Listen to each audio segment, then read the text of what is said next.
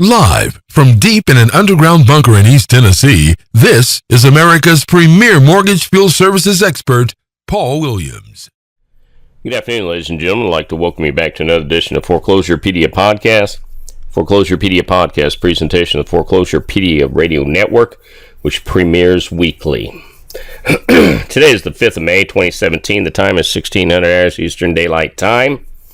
We're coming to you with a special bulletin. These normally are referred to as Firewire reports and normally only released to our subscribers. However, it rather impacts the entirety of the industry.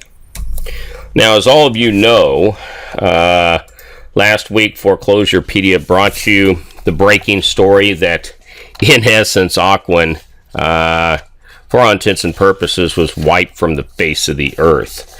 And what had happened, in essence, was that 20 different state banking commissioners came together and said, you know what, you don't have a clean house. I mean, it's rather detailed, dealt with a lot of abstract information, including the ability or whether or not Ocwen was able to make good. There's a margin call on escrow accounts and such. But in addition to that, the same day, the Consumer Financial Protection Bureau filed suit. Securities and Exchange Commission brought action. And then the following morning, the investors at Ocwen, shareholders, brought suit against they. Now, over the past week or so, if you look at Ocwen's price, if you go back, say, to the 19th, when everything started at about lunchtime, you had Ocwen anyway coming in at about 5:40 on the 19th, and then on Thursday, the following day, by roughly 2 o'clock, they're at 249. And since then, it's looked like a flat line on an EKG monitor. In fact, a stuck pig as it was being butchered would probably have had more life, signals of life, than the stock ticker with Ocwen. When we look, say, at Altisource, you saw virtually the same trend there. Now, an interesting thing to note here about Altisource, if you only go back a couple of years ago, their shares were at $169 each.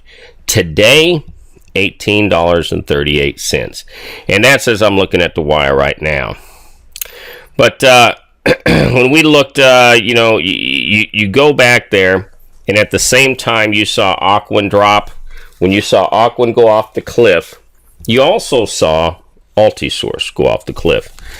And neither of them have been able to regain anything. Now, to understand the Ocwen-Altisource relationship, you have to understand the relationship that used to be between Bill Irby, who was forced to step down off the board at Ocwen, and Bill Shepro, who is currently the CEO over at Altisource.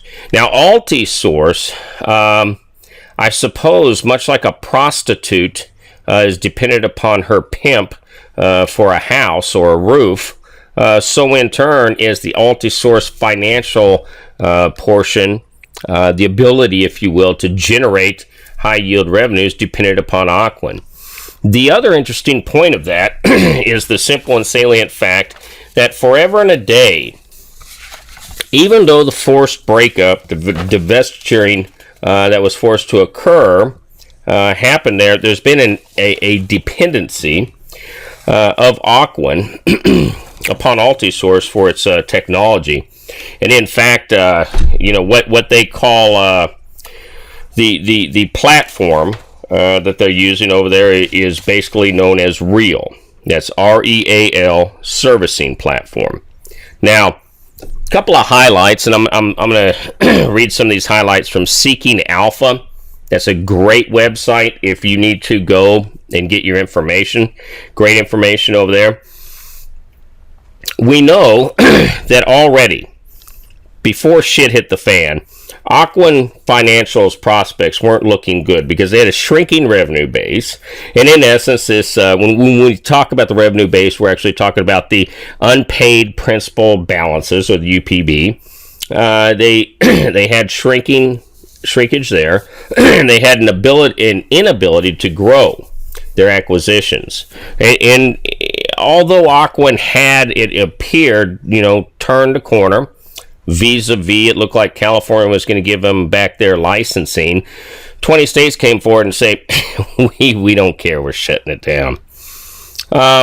When we look at Altisource, probably 90% of all of their serious revenue, when we talk about high yield revenue, when we talk about the ability to keep the lights on, all that derived from from Aquan.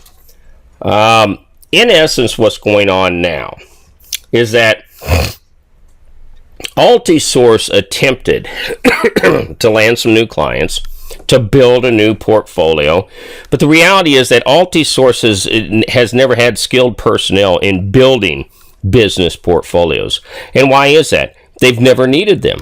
They have always been addicted, like a crackhead to crack, to Aquan, to provide its ready-made and ready-rolled out properties to service upon. So they invested nearly $200 million over the past couple of years in attempting to develop new points of revenue, and none of them are really coming to fruition. And in fact, even Seeking Alpha is stating that the current valuation of Altisource is a negative, I said negative, $181 million. Now, on Monday, one of the biggest players and investors, if you will, with Aquan is an outfit called New Residential Investments. Now, what New Residential Investments did was went over and bought $117 billion. $117 billion with a B. That's virtually everything Aquan has of their UPB. That's unpaid principal balances. So in essence, so the interesting thing on that is they bought it for less than 50 cents on the dollar. Very wise move. Now, I anticipate the vast majority of that is going to move over to NationStar. The reasons thereof, those are my reasons, and those are the kind of things that I actually predict. But the fact of the matter is, no matter what Aquan does now, no matter what Altisource does now, no later than Q4 of this year, Alti's done. They're done for all intents and purposes for people like you who listen to me, whom are in the field. For the shareholders, there's going to be some diehards who stick it around. For the minority females and labor in the field, for those men and women who continually and consecutively get screwed over by the National Association of Mortgage Field Services regime, you people be no more Altisource. And I want to tell you something else out there. When you're thinking about groups like the Birdsey Group, when you're thinking about Loudon Properties, when you're thinking about Patricia E. McTaggart, that woman whom the only way I can interpret her actions are that she hates minority females in labor, those chargebacks are going to come rolling in like a tsunami. There's no two ways about it. They have got to get that money back.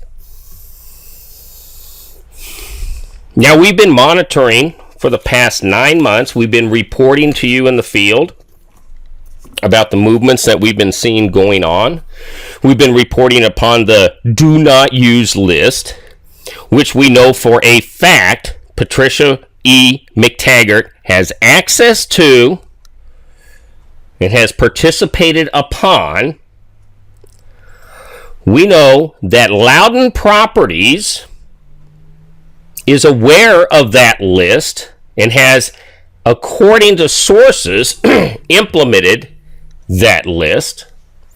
We know that the knowledge of that list was put in front of Eric Miller, the executive director of the NAMPS regime, Eric Miller, whom unjustly enriches himself annually by $122,240 per year. That's over $10,000 per month, ladies and gentlemen.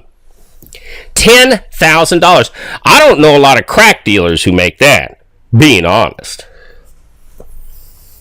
When the do not use list was brought in front of the NAMPS regime, including Mr. O'Donnell of Loudon Properties, who is seated on the board and has a financial interest in ensuring Altisource continue to be able to be viable in the mortgage field services industry, NAMPS refused to do anything. Nothing. Not that I would have ever anticipated they'd do anything anyway. Everything, ladies and gentlemen, has always been and always will be about the unjust enrichment. The unjust enrichment by the master upon the backs of minority females and labor. Make no mistake about this whatsoever. If there was ever a time in history to closely look at and examine the all-white board of directors at NAMPS, now is the time, ladies and gentlemen. Now is the time. Altisource began their extreme run on fraud years ago. I brought it to the attention of everybody, and in fact, the only people who actually stood up and said something was Eric Miller when he attempted to sue me, and I sent his lawyer packing. Heather Berghorst, the former and now disgraced NAMPS regime secretary, she sicked a lawyer. Her lawyer now, as far as I know, is out of business. We had Buchek Enterprises. And look, each and every one of these cases, about $1 million of fraud committed.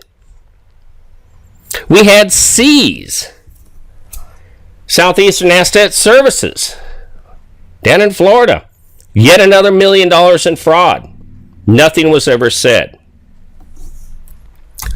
When you sit down and really look at what's going on in the mortgage field services industry, when you closely examine the incestuous web that is woven in between the NAMPS regime members and themselves, you start to see patterns. And look, you don't need a sophisticated algorithm to get to the bottom of it. Anytime you see a major problem beginning somewhere, much like the mobile effect, it happens everywhere. Let's take the Bowerman decision, for example. Federal litigation just ruled upon, second of its kind, wherein the federal courts are saying they're not contractors in this industry, they're employees. That very well may sink the ship for Assurant Field Asset Services. Let's take the Vincent matter to be ruled upon here in a couple weeks. Very well may sink MCS. We're looking at combined totals in the tens of millions of dollars. And this is just for a handful of people. The reality is that everybody within the mortgage field services industry, and this blame lays both upon labor and management. Why do I say labor? So let me digress there just for a moment. Labor has a responsibility to figure out who are they going to work for. You have a responsibility to figure out who this company is. You know, daily, I get dozens of emails about people crying and screaming and pleading, oh, I'm being defrauded. You know, NVMS, huge company right now. They do a lot of work with U.S. Best Repairs out in California. Look, they're taking people to the cleaners. They don't require background checks. Hell, you can be a wanted terrorist and go work for them. And in fact, one of our readers created an alias account with no real information and had immediate access to the work orders there. So labor has skin in the game. You people either need to read through Foreclosurepedia, call the city and the state where these companies are in, find out, do they have a business license? Pull their information from Dunn's. Pull a D&B report. Spend $20 to figure out if you're going to get paid. And with respect to management, and this actually includes all my clients out there, please, don't think because we have a relationship that I don't feel you're part of the problem. I hope that one day you will cross that bridge and be part of the solution. But you see, you have people in the house, and you have people in the field. And you see the people in the house, well, when the masses eating good, we all eating good. The master's got a nice house, well, we all have a nice house. The master's house is on fire, our house is on fire. But the people in the field aren't running to get buckets of water. You know why? You know what are they doing? They're praying for wind. Make no mistake about that whatsoever. We're going to stay on top of this fast-breaking story, and we're going to talk to you a little bit about what we're hearing about protests actually in the streets. We're getting some live feeds that are coming in right now, and we're also hearing about upcoming pickets. I am not joking you. This will bring back memories from Buchek Enterprises. Upcoming pickets against NAMP's regime members at their offices. Once again, my name is Paul Williams. I'm the editor-in-chief of Foreclosurepedia.org. This has been the Foreclosurepedia Podcast, a presentation of the Foreclosurepedia Radio Network, and I appreciate you tuning in. So there you have it, ladies and gentlemen. As usual, you may reach me on Google Plus at DPaulWilliams, LinkedIn, Paul Williams, and the LinkedIn group Property Preservation Consortium, Twitter, Foreclosurepedia. We stream all our podcasts on iTunes, Foreclosurepedia. We have our screencasts over on YouTube, the Foreclosurepedia channel, and always at foreclosurepedia.org.